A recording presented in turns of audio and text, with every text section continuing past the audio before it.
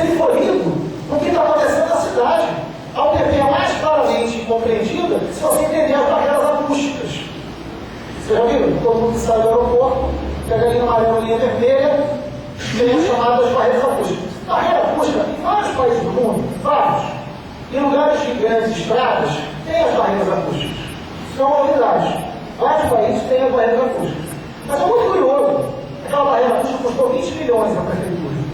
Né? Aquela tela. E a melhor definição sobre o que significa barreira acústica eu ouvi do morador da Maré. Né, Renatinho?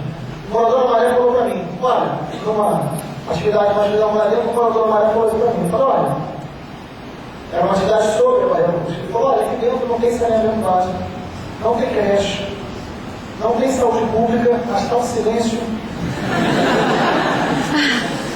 Não precisa mais explicar. Né? Uma definição de um morador com a sabedoria. Né? O que é isso? O Rio é isso. O Rio é essa coisa sensacional. Né? A sabedoria popular. A favela produz cultura. Né? Não produz barbárie.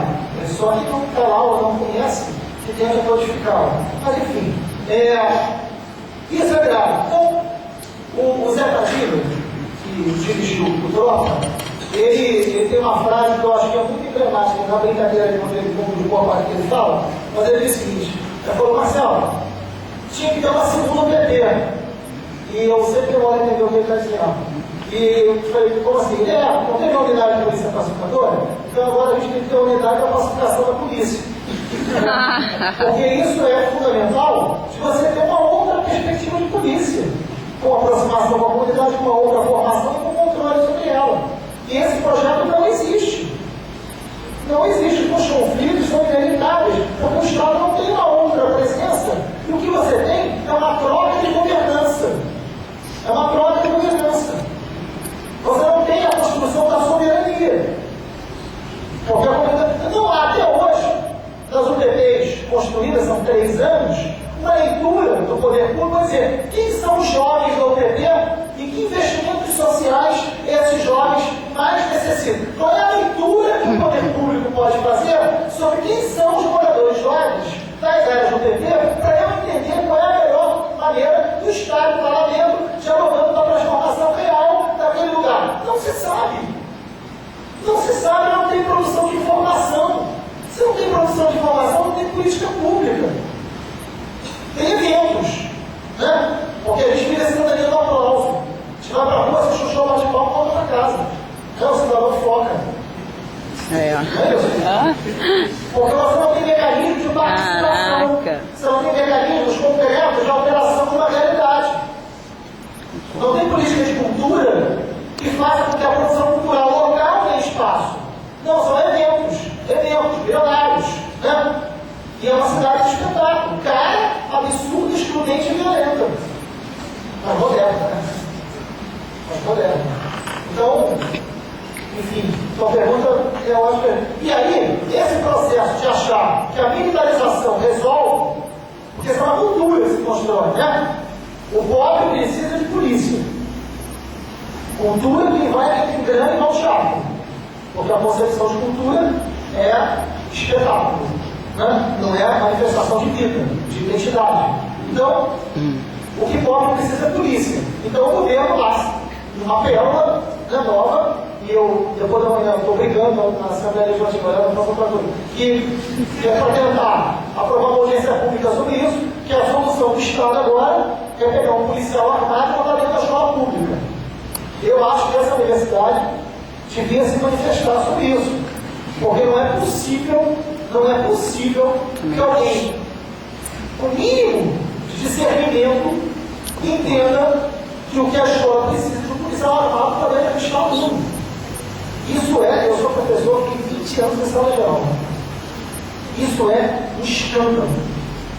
Ah, mas as escolas têm violência. Tem. A violência de escola é uma coisa específica, que se resolve com um projeto pedagógico, com valorização do professor, com retorno da dignidade a cada uma das pessoas ali presentes.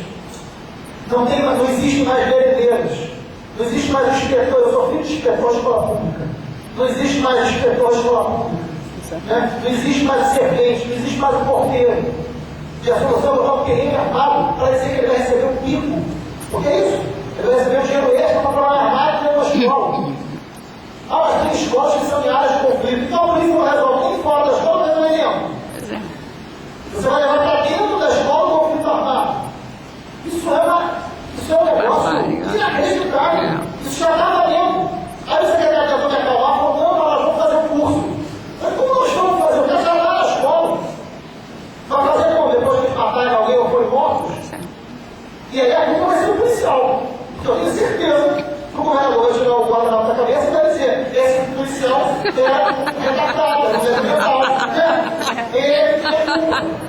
Porque é claro que isso vai acontecer. A culpa vai ser do dedo mental do policial, porque é sempre assim. Não é de quem não botou lá dentro. Né? Enfim.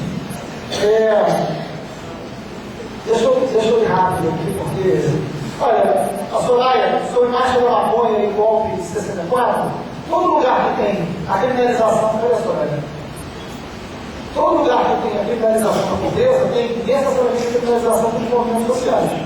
Né? Então o funk como manifestação é criminalizado, você é incapaz de entender o funk como uma possibilidade de manifestação cultural, como foi o samba durante muitos anos. No Rio de Janeiro, o samba foi brutalmente criminalizado, né? Durante muitos anos, como o funk é criminalizado pelas manifestações que não é entendido como manifestação cultural, e eu não estou discutindo quem gosta ou quem não gosta, eu estou discutindo da representatividade do símbolo, o que isso representa no João Gera, que linguagem, o que fala, para quem fala, né? Com quem dialoga, é isso que eu estou falando. Então, todo lugar que tem criminalização, necessidade de criminalização do espaço do território, tem criminalização dos movimentos sociais. Alguns temas são muito caros. Né? Não depende de quem é, eu acho que é uma bobagem discutir a marcha da maconha, se você é ou não usuário. O debate da droga não é um debate de defesa do seu interesse privado. Esse é um debate sobre segurança pública importantíssimo. No mundo inteiro, a política de guerra às drogas fracassou. Fracassou no mundo inteiro. Temos dados, relatos, estudos sobre isso. Os lugares onde a repressão foi o carro-chefe da política de drogas, aumentou o consumo de drogas e aumentou a violência. Então o debate profundo sobre a droga pode ser tratado no prisma da saúde e não da segurança pública. Você ter um outro olhar sobre isso é decisivo. Isso não significa estimular as pessoas a usarem drogas. Né? Porque ninguém entende como ruim o estímulo à cerveja. Aliás, de propagandas absolutamente machistas, inclusive. Né? É um outro debate.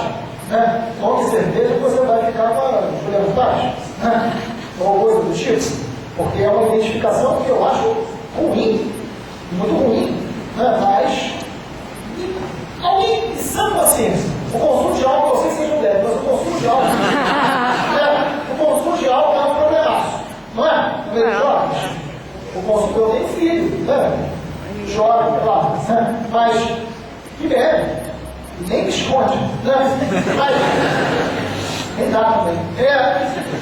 O consumo de álcool me preocupa profundamente. Profundamente. Alguém sem consciência pensa em criminalizar o álcool como solução? Alguém defende isso? Vamos criminalizar o álcool para ser a solução para o pessoal beber menos. Ninguém defende isso. Nem os mais conservadores.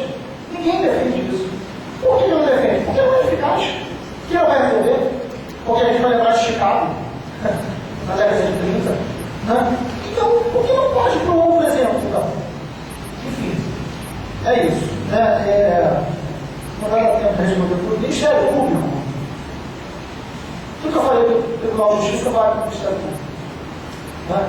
Eu tenho, sei lá, eu fui olhar um dia, eu paguei aqui um levantamento, eu tenho 26 representações minhas específicas do Ministério Público e